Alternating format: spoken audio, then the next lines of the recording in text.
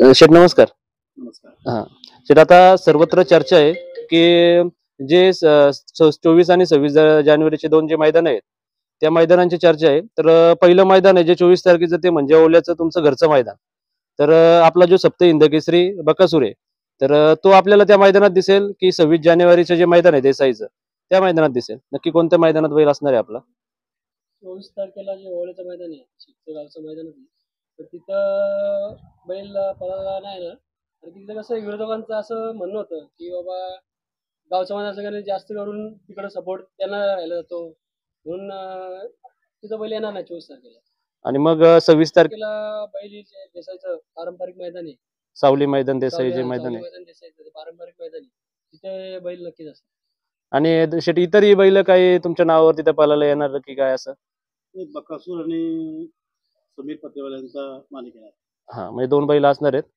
आणि मग नक्कीच शेठ पूजा ठेवलेली आहे त्या 31 तारखेला एक बैल उसाटण्याला पण आवर्जून येणार आहे. हा जे महोत्सव 31 तारखेला उसाटण्यामध्ये त्या ठिकाणी पण बकासूर आपल्याला नक्कीच बघायला मिळेल.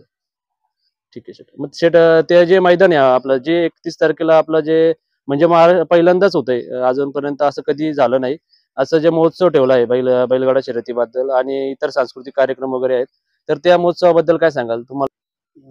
आमच्या मुंबई महाराष्ट्र बैलगाडी संघटनेची कमिटी जी आहे त्याचे अध्यक्ष संदीप माली यांनी खूप मोठा उपक्रम हातात घेतला आहे आणि ह्या उपक्रमाच्या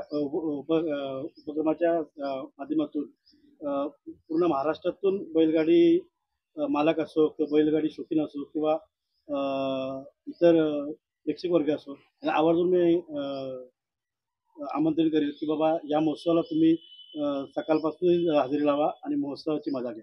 ठीक आहे, धन्यवाद. लहरी भगवा ध्वजा, लहरी भगवा ध्वजा,